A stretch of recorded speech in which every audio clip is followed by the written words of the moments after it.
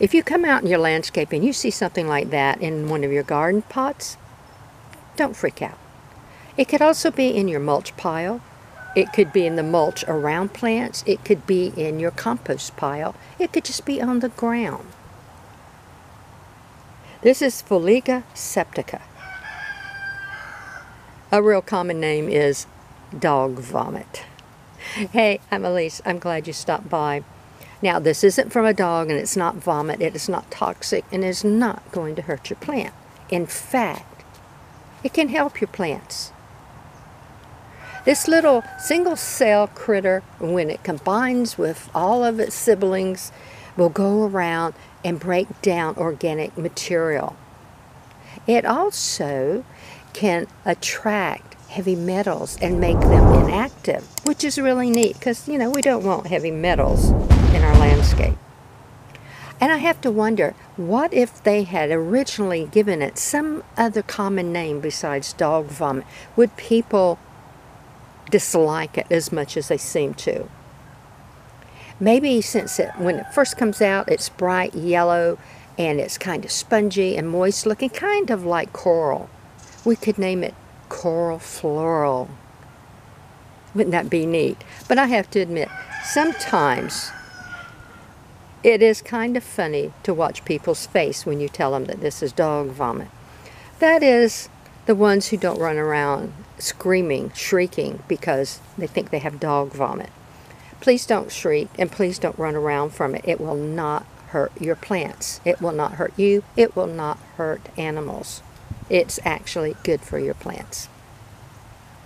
It is a short-lived organism. And another common name is slime mold.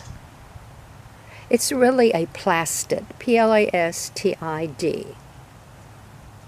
Related more towards an amoeba than it is a fungus. It will come up bright yellow, moist looking, and it's usually gone with 48 hours. It doesn't last very long. It's not the easiest thing in the world to get rid of because when this starts turning colors, it's going to go from that bright yellow down to a beige, to a brown, to a darker brown, and then it's going to release spores. And if you've ever seen one of those puff mushrooms that when you kick it or you hit it, it just releases thousands of little bitty black spores. That's what this does. And they're air driven. So it's not always easy to get rid of. You can just ignore it. I ignore most of mine. And then every so often I'll hit it with a garden hose that will finish washing it out. Usually in my 9B area, we get it late winter, early spring. They do like moist areas. And again, it's not going to hurt your plant. It doesn't hurt your soil. It breaks down the soil itself and makes it actually a little better. But what if you don't want it? What if you don't want to keep it? I leave mine alone unless it's in a decorator pot, and then sometimes in a decorator pot I will go ahead and remove it. If you have respiratory conditions and you're prone to be allergic or have problems with dust particles, then you might want to wear a mask because this is going to put out very fine spores when it gets ready to disperse its spores. Okay, I have found, for me personally, the easiest way to get rid of this is to simply scrape it out. And you can scrape it out, put it in a container of water, or you can scrape it out and just put it in a garbage bag. And I just hold it in the garbage bag until it finishes its life cycle. It releases the spores. The spores are then contained in the garbage bag, and I'll leave it in there for a little while. And that stops the spores from spreading. But I'm not even concerned about that much. Because, you know, if you've raised orchids or other plant materials that give out thousands of spores, you know that very few of them actually germinate. So put your glove on, or you can do it barehanded. It won't hurt. And just go in and scrape it out. And you see, this one is still bright yellow and it's moist. But we did get a little rain this morning. And put it in your container. Now this pot has a little can of rhizome in the bottom. So what I will probably do is when I get through scraping all this out, I'll just go ahead and dump the whole pot out and repot the little rhizome. When it starts drying, it's going to get really flaky and crumbly. It can make beautiful structures though. It is really interesting to watch it. And sometimes they'll get a couple of stories tall for them, you know.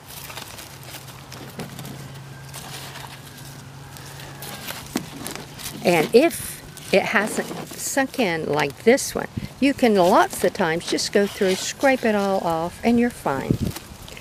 When it finishes drying completely, take your water hose, or take your water hose now, and go around and spray it.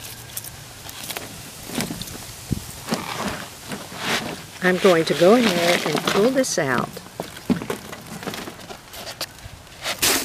I'm not going to throw my pot away. I'm just going to wash it down really, really good. So this has not gone to the spore stage yet.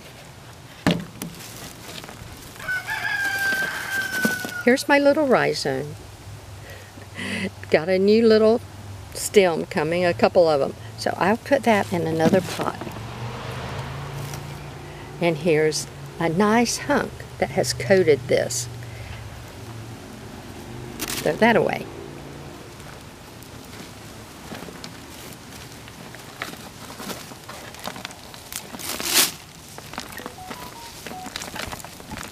That's it. Now I can go ahead and take this soil, put it out in the hot sun, and let the sun sterilize it. So again, that's up to you. You can throw all of it away. Again, for me, I do not do anything with it. I let it do its life cycle, spray it off. When it rains, it goes away. I've never had a real invasive problem with it. Every spring, I get a few pots that it will take up residency in. But other than that, it is not a problem. Neat, huh? Just another wonderful thing that nature gives us. Get past the common name of dog vomit. Get past the color and when it turns all brown and yucky and it puts out spores. And just remember, it is actually breaking down the organic materials in your soil, which will help your plants take up those nutrients even better.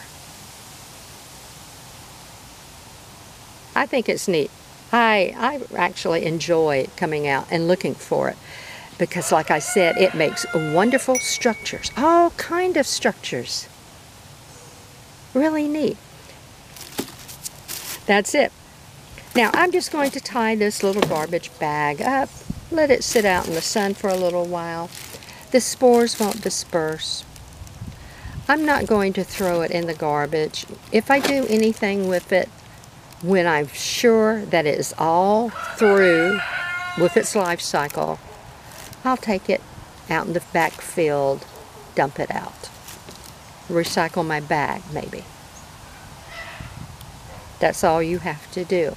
Don't freak out. It is not dog vomit. It is not from a dog. It's not vomit. It's not toxic. Cool, huh? Just another one of nature's little gifts. Till we speak again, have a fantastic day.